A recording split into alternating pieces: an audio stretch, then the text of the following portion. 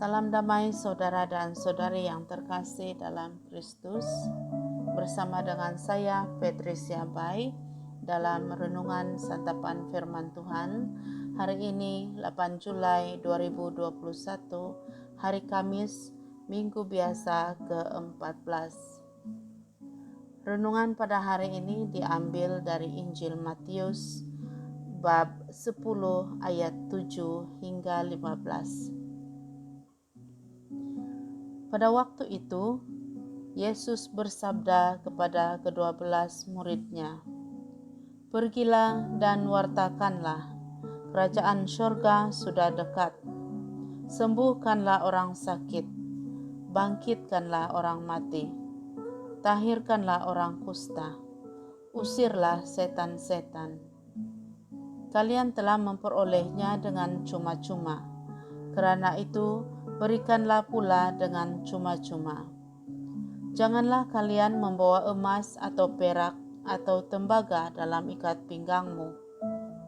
Janganlah kalian membawa bekal dalam perjalanan. Janganlah kalian membawa baju dua helai, kasut atau tongkat, sebab seorang pekerja patut mendapat upahnya. Apabila kalian masuk kota atau desa, carilah di situ seorang yang layak dan tinggallah padanya sampai kalian berangkat. Apabila kalian masuk rumah orang, berilah salam kepada mereka. Jika mereka layak menerimanya, salammu itu turun kepadanya. Jika tidak, salammu itu kembali kepadamu.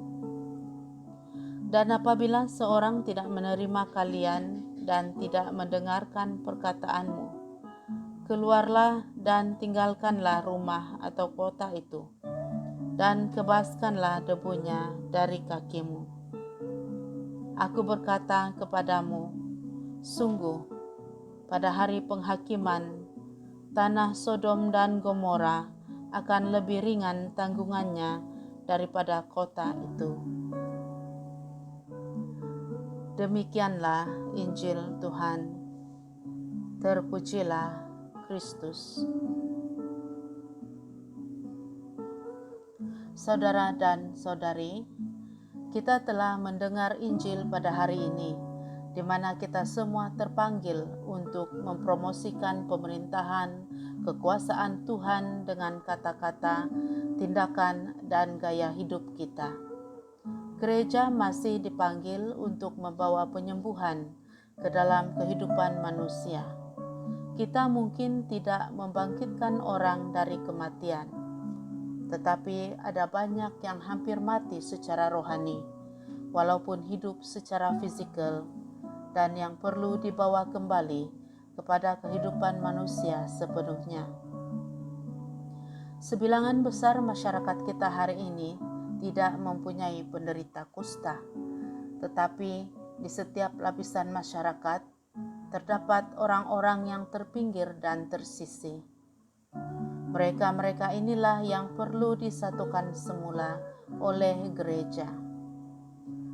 Saudara dan saudari, mungkin ada orang di beberapa tempat yang benar-benar memiliki roh jahat, tetapi ada lebih banyak lagi yang berada dalam cengkaman syaitan yang lebih biasa, seperti dadah, alkohol, dan obat-obatan lain, yang terjebak dalam materialisme, ketamakan, keseronokan hidup, dan mengamalkan diskriminasi jantina dan bangsa pada zaman kita ini.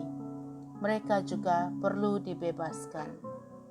Semua ini harus kita laksanakan dengan cara kita sendiri dan sesuai dengan bakat dan kemampuan yang kita miliki. Ketika Yesus memberitahu murid-muridnya untuk melakukan semua tugas ini, mereka diminta melakukannya dengan kesederhanaan dan cara hidup yang ringkas. Mereka tidak dikenakan bayaran untuk perkhidmatan mereka. Mereka tidak mencari keselamatan mereka dengan memiliki barang-barang material, terutama uang. Dalam kehidupan kita, harta benda dan keprihatinan kita terhadap harta duniawi boleh menjadi sesuatu yang menghalang. Santa Teresa dari Kalkuta pernah berkata, "Saya memiliki barang, tetapi mereka bukan milik saya." Disitulah dia berbeza dengan sebilangan besar dari kita. Yesus sangat mengharapkan agar kita dapat melaksanakan tugas pewartaan dengan kesederhanaan dan mengutamakan tugas pewartaan itu sendiri kepada orang lain. Menyapu debu dari kaki adalah simbolik.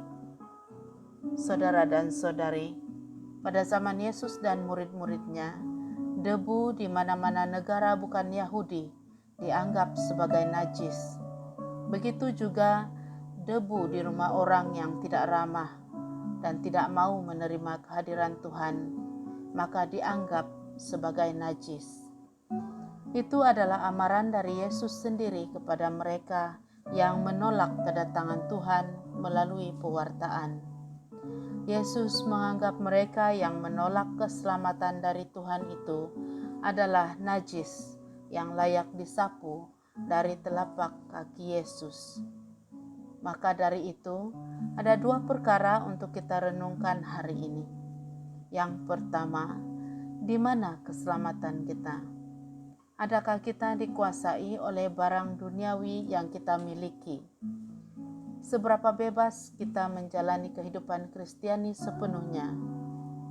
Sebagaimana yang dibayangkan oleh Injil, seberapa bebaskah kita melakukan perkara-perkara yang Yesus katakan harus kita lakukan, membawa penyembuhan dan keutuhan dalam kehidupan orang lain.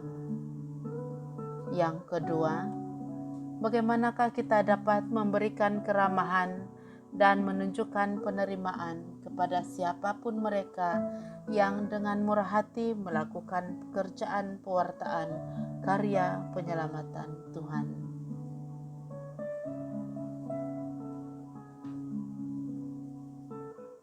Kemuliaan kepada Bapa dan Putra dan Roh Kudus, seperti pada permulaan, sekarang, selalu, dan sepanjang segala masa. Amin.